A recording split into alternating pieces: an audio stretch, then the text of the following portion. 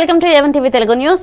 ఇక south India science fair పోటీలో వేటపాలెం జిల్లా పరిషత్ బాలికోన్నత పాఠశాల physics teacher Battula Neelima special innovative award సాధించి గ్రామానికి గర్వకారణంగా నిలిచారు.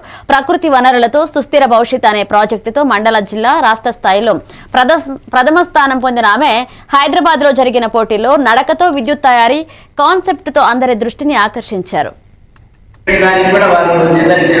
అటువంటి మంచి మనసు ఉన్నటువంటి వాళ్ళు దొరకడం మరి నూటికొకరు కోటికొకరు అంటారు. విద్యార్థులే తన విద్యార్థులుగా భావించి మరి ఒక ఎప్పి హై స్కూల్లోనే వాళ్ళ గుర్తింపుని గౌరవాన్ని తెచ్చినటువంటి మహిళగా నేను ప్రత్యేకంగా వారికి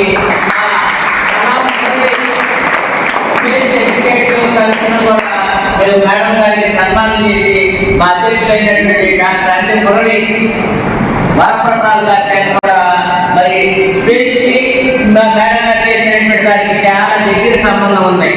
అటువంటి వ్యక్తితో పరిచయం చేసినట్లయితే మేడం గారికి కొత్త కొత్త ఆలోచనలు కూడా కలుగుతాయని అక్కడ పిల్లలకు మరి ఎవరైతే బోధన మనస వాచ కర్మణ చదువు సంస్కారం మేడం గారికి రెండు కలిసి అది అందరికీ రాదు.